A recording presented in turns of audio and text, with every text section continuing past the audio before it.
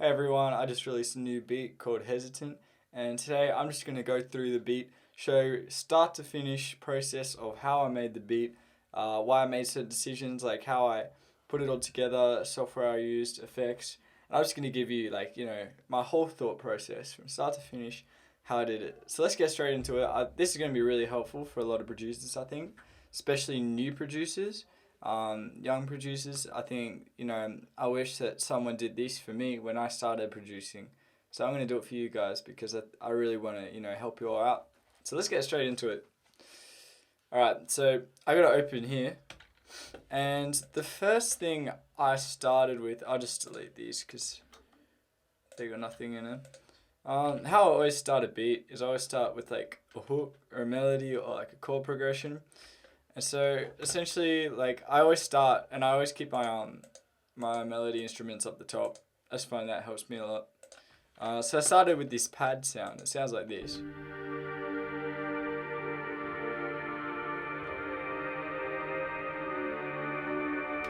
And so what the sound is, it's actually from Serum, the Serum plugin. However, it just chewed up my CPU. Like I couldn't even run the track for full 4 bars with it. So what I had to do is I had to get the individual chords, sample them, and use EXS sampler. I just made this poly, all that good stuff. So I just got the 4 chords in here. So I had the chord progression, 4 chords. Let's go to here. It's you got a G minor chord, then a D minor, a C minor, and then a D major. Just a nice major 7th in there. And this is what it sounds like without any effects. Solo this out. This is what it sounds like without any effects.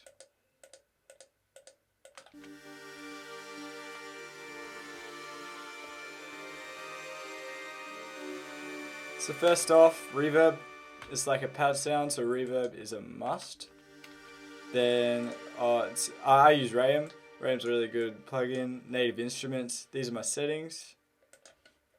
Then I put on Nebula, which is a mixing plugin, just to take out some of the highs. Put an EQ on, just to take out these mids because just to balance it out. OTT is a multi-band compressor. It's free. Download it. It's a great plugin. Just helps me boost the mids. And Isotope Vinyl, just to put a bit of wear on it. This is free also. This is what it sounds like.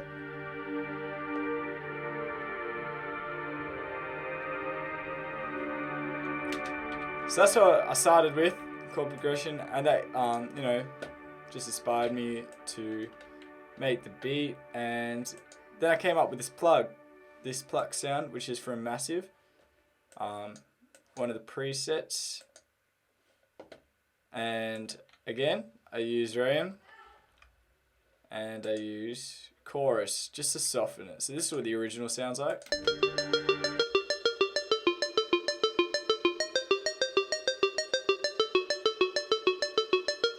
Chuck some reverb and some chorus. Just gives it a nice soft sound. And then I started doing the drums for the verse, which sound like, so let's play it from here. Add in a clap. This clap is from Splice. I recently bought Splice, which is a website where you can download samples, and it's awesome. I have no regrets.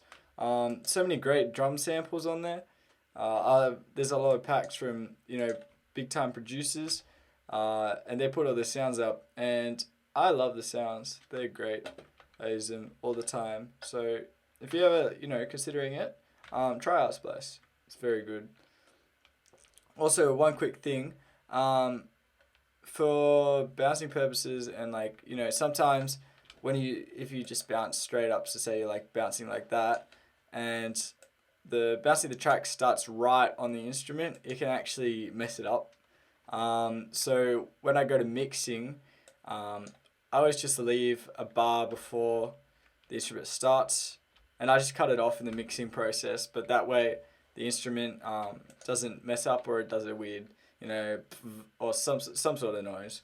Just prevents that. So always keep in mind, just like keep a spare bar at the beginning. Alright, so then I got the started with the hi-hat progression. So open that up for you.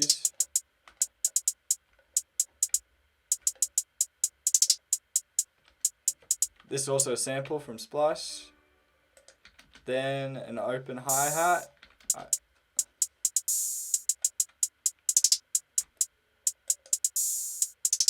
Then I added a clap. Just kept the clap. Just kept the clap simple. Just on the that. For trap beats, always goes on the 2 and 4, just like that. Then added the 808. This is also from Splice. And laid that with the kick.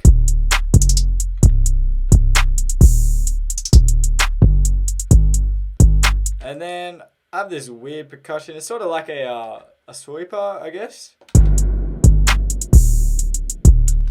So I just have that, and altogether it sounds like this.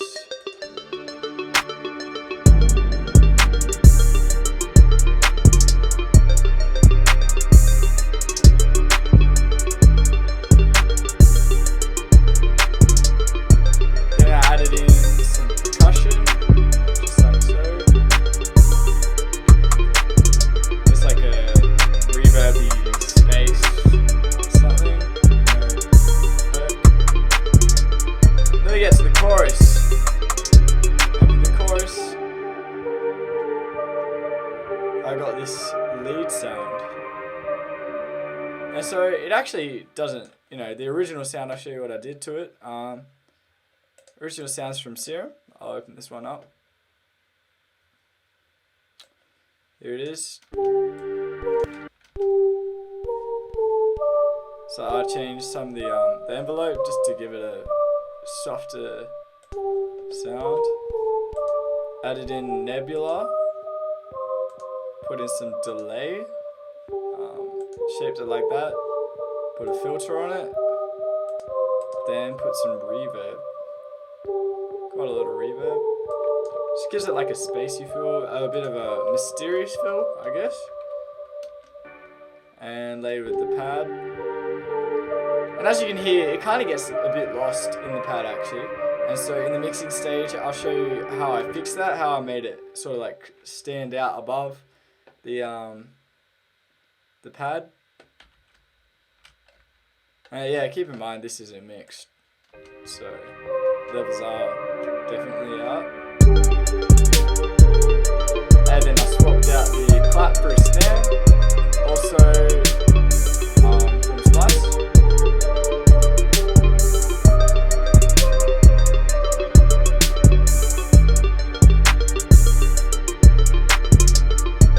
That's the 808 and kick.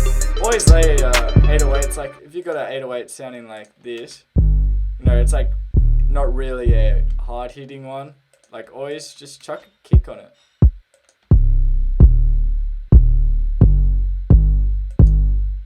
Just like that. And yeah, that's pretty much the beat. Pretty simple. Simple is, or like sometimes less is more, especially in producing. And trap, you want to keep it very simple. So keep in mind, like what I used to struggle with was I used to try and fill it out, just like chuck heaps of instruments in, and it'd be just way too much. Like, cause you got to remember, there's gonna be a rapper on this. You got to keep room for the rapper, and so basically this whole beat, like, I've kept it. A lot of the highs are cut out. I cut the pluck highs out in the mixing phase. And it gives that room for the rapper, because your vocals are usually like up here, and so I keep all the instruments lower, just to let that come out. So that's basically it. Hey, like, let's move to the mixing stage. So a bit like this one, the mix. So when you gonna mix, the best thing I found to do is to bounce all the individual tracks, like so, and just drag them back in, and this way you can like save heaps of CPU, so you can use like here's some mixing plugins and whatever, and don't worry about your CPU getting chewed up because they're just audio files, they're not actually playing an instrument. So I mixed this already, so I'll just show you what I did. I did a lot of EQing. EQ is a massive thing in mixing. EQ just helps you like, you know, mix certain sounds in better together. Just, you know, it's a must. Like you gotta use EQ when you mix. Yeah, this is what it sounds like.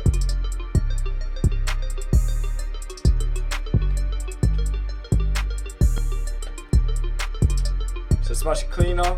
So what I did for every instrument, before I add stuff, just take out the frequencies that aren't being played. So for the kick, yeah, so basically Nebula is great. I love it because you can just take it out, take out the frequencies really easily. So this is without it. It's with it. It literally doesn't change it, but you just want to get rid of those frequencies because you know, like, because otherwise the sonic frequencies, like there's always something down here and it can interfere with the kick or the bass. So you just want to clean up the mix, just take out all the highs and lows that aren't being played. Did that for all of them, got all the levels right. When you mix on stereo output, put a level meter, and you don't want it to go over -6 dB. You want to leave it spaced so it can for mastering. Leave it about 6 dB for mastering. Always good to do that.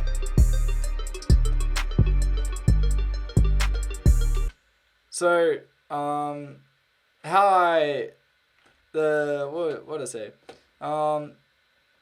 I grouped all the instruments into 4 different tracks, like so. So you got the bass, which is, you know, the 808. Drums is all the drums. Then you got the percussion. Percussion stopped playing here, and the melody.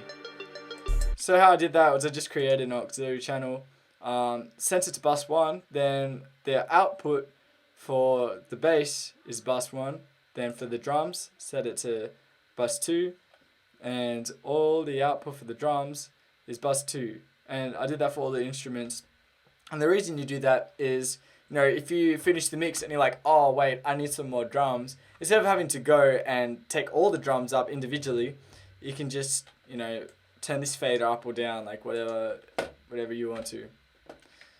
And then what's this? Yeah, so then I added reverb for some instruments. I did a video on this of why for drums, just like the proper way to do reverb for drums. You can check that out. I'll put that link in the description. And basically this like doing a technique like this for reverb allows you to put reverb on the drums without taking away from their hard hitting features. So you know, a lot of the time reverb, because you have to turn up the mix, change the mix, it can soften sounds, and you don't want that for drums. So this allows you to just, you know, give it reverb while keeping it hard. So I use it on this percussion. It's without reverb. This is with reverb. It's just subtle. Subtle is always key. You don't want to make it noticeable.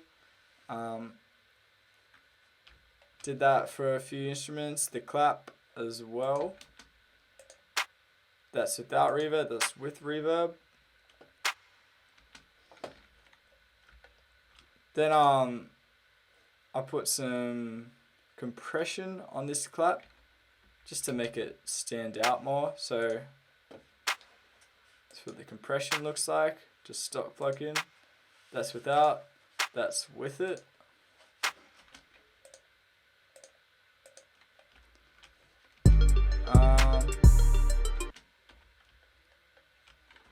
And with this percussion here, that's what it sounds like. I cleaned that up a lot. So as you can see, I took out a lot of the lows because I played it. Oh, whoops! I played it on my speaker and it almost blew the speaker. Like, it was pretty bad. So I just took out the lows. Turned it down, put some reverb on it, all the good stuff. And then I put, I'll show you this. So what a trick I do is a lot of plugins like, you know, Sausage Fat 9, all of them, they widen the sound so that you can get a thicker sound, and I don't have any of them. And so what I do to compensate is I make 2 auxiliary channels, pan one hard left, one hard right, send them both to the same bus, and then for the 808, for example, I use it. This and you can just here you just send that, and you can determine like how much of the effect you want. So this is without it. As you can see, as I turn it up, it widens it. And so you're still getting the center, but then here it's just like giving you more on the sides. So that's, I use that a lot. Like, that just is a game changer, honestly. That's without, that's with. And then parallel compression is just, you know, I've just got this compression, and basically it just allows you to send it there and compress the sound without making it sound too compressed. Just that's without, that's with. Just makes it, you know, hit harder, cut through the mix a little. And EQing the kick and bass, they are layered, so you want them to sound good together, sound clean. You don't want them to like compete with each other. So what I do is open up these 2 EQs. So what you got here is you got the 808 EQ, the bass EQ, the 808 EQ, the kick EQ. So the 808 mostly kicks, hits around here, so I just boosted that frequency, and the kick, I took that frequency out. Here it's got that high end sort of stuff, so I boosted that in the 808, I took that out in the kick. This tone in the kick's nice right here, so I boosted that, took that out of the 808, and you basically got the 808, the kick, and you just want to make them fit nice together. So basically we're just, you know, cutting it like a jigsaw. So this is without the EQ,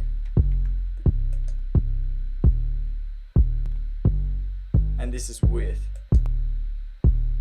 Just makes them a bit more distinguishable from each other. And the big problem with the main sound was actually the riff here. Where is it?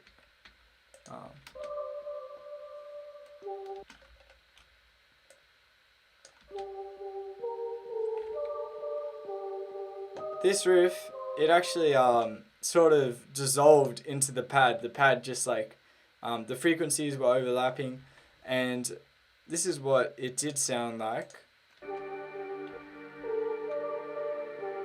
So it just got lost in the pad. The pad just washed it out. So I chucked an EQ on both of them. This is what the EQs look like. So I just took out some frequencies here. This is, as you can see, this is where the lead's hitting. I just took them out because it was like, you know, ear piercing a little. But then to make this fit in with the pad, I just took out, as you can see, like where it's hitting, just like around this sort of frequency range. I took that out, same sort of thing with the kick and bass. I just want it to fit together, so I took that out of the pad, and the pad sounds no different, but this is without the EQs.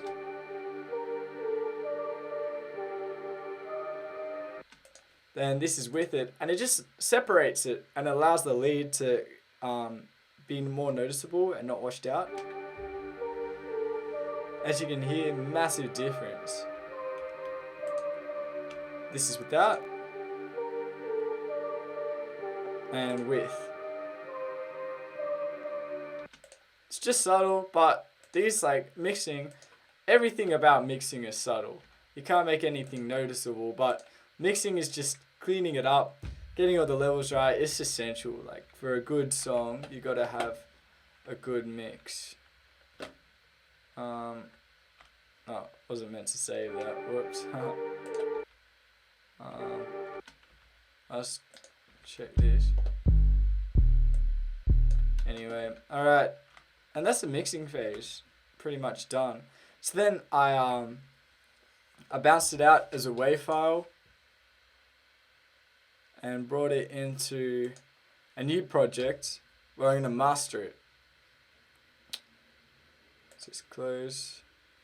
And mastering, a lot of people think, oh, you know, mastering is a big thing, it's really hard. I thought that, to be honest. But I only learned to master a few days ago. And it's actually, you know, if you got the right tools, it can be really simple. And so what I got here is I've got Ozone 9 Elements. And this plugin is great. It's a isotope plugin. And there's 3 versions of it, 3, you know, levels. There's Elements, which is, you know, got the essential stuff. Then it's Standard, which has got more like complex tools. And then there's the high range one. But for me, like, this was on sale. It was only 30 Australian dollars. And, you know, 30 US dollars. But, you know, it does what I need. And so that's why I got the lowest Elements version. But you don't need anything too fancy for mastering. And this is all I need to master. Like, how I did it was you click Master Assistant up here. You know, choose how intense you want your song. If it's streaming or CD, and then you just click Next and loop it over the loudest part of the song. And it pretty much masters it for you. Now I always go through and I check all the settings and I tweak them a little, because it's not perfect, but it pretty much gets you there. Like it's good. So took out a bit of the lows, boosted some of the mids and the highs. Then the threshold was too high. It made it it took out the kick and made it a bit fuzzy. So I just took the threshold down. And Imager is a great little segment to it. It basically makes your audio more stereo. So it like widens the whole mix, which is really useful. So I just took that up a little. This is what it sounds like without being mastered.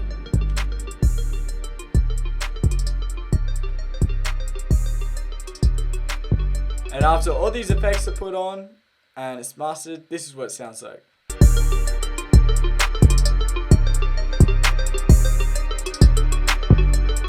So before and after. So the point of mastering is just to make it louder, as loud as you can. Just refine it, just perfect it. And as you can see here, this is fully like, this just gives you a sort of example of where the sound is being played in your headset. And so as you can see, it's very wide. It's great. Like naturally it's pretty wide because of the way I mixed it and I made the instruments. But then just adding that, like, you know, takes it to another level. And that's how I mixed and mastered the song. That's how I made the song from start to finish. And I think it's really important for people to know, like, you know, why I produce, like how I do it, why, like my thought process. Because so many producers, they just do it. They don't show you how they do it or the thought process or why. So I'm going to do a lot more of these videos to help you guys out, just show you how I do it. Hopefully it helps you. Be sure to subscribe to the channel, give it a like, that would be much appreciated, and I'll see you guys in the next video.